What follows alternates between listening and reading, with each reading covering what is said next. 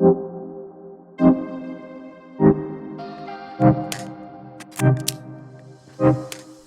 and welcome back to the Embrace the Latest podcast.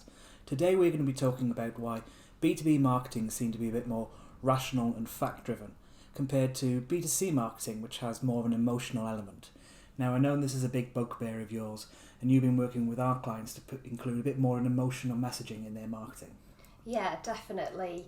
Well, when it comes to emotions, when we're having a connection with somebody, our emotions are very natural and instinctive.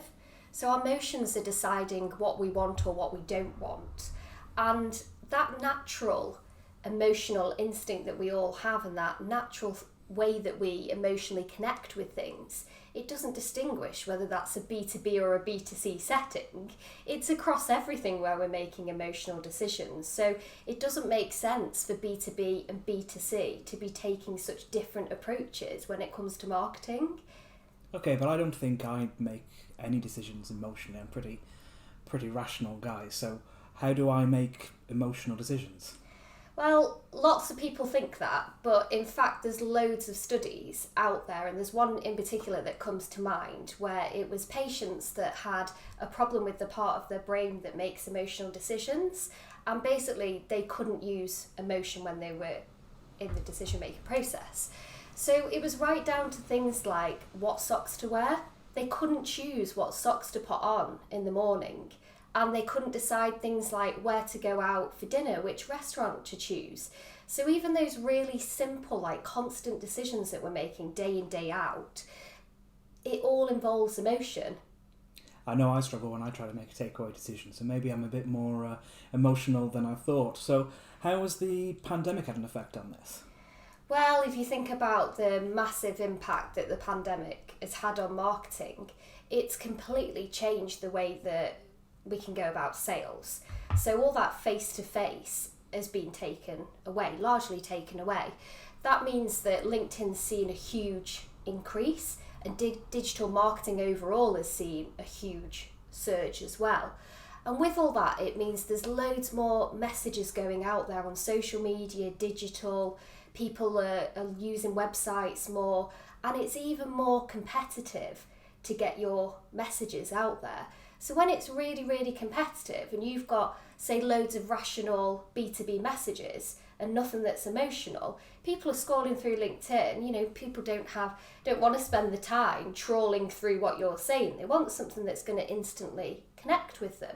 And that's where, you know, emotion is so important, because it's going to create that instinctive connection. And you know, these old-fashioned, rational B2B messages, they're just not going to even get picked up. Yeah, but surely there's a time and place for emotional messaging. There's still a need to have that rational element.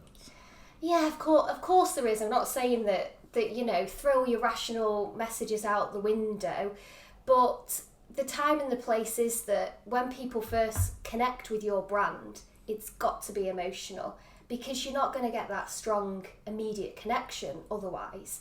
Once they've then got that powerful emotional connection, it's then about bringing in those rational messages. And if you think about the buying process, the B2B buying process, a great place then where you want that rational messaging is where people are starting to weigh you up versus competitors.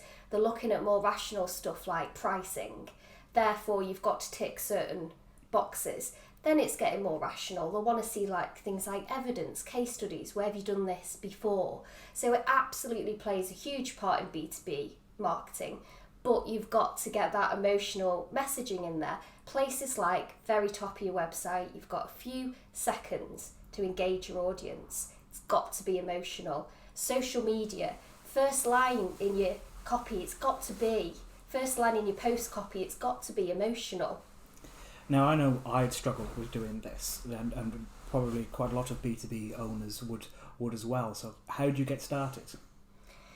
Well, every single B2B business has an ability to create emotional messaging and to create an emotional impact. It doesn't matter what you're in, what industry you're in. The heavy industries might be listening to this thinking, no, I'm just going to stick with rational.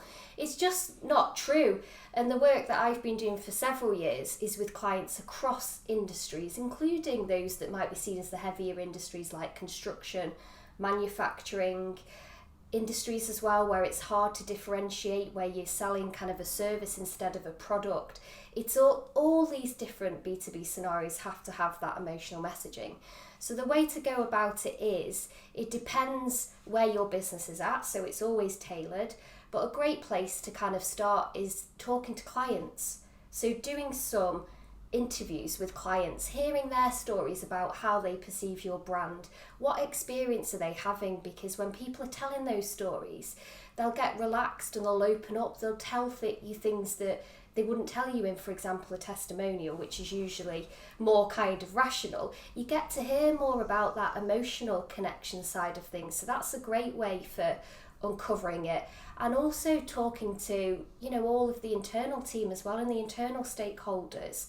That's how you start to pull through that emotional messaging. It's through people's stories and their experiences of the brand and really understanding that and pulling that out.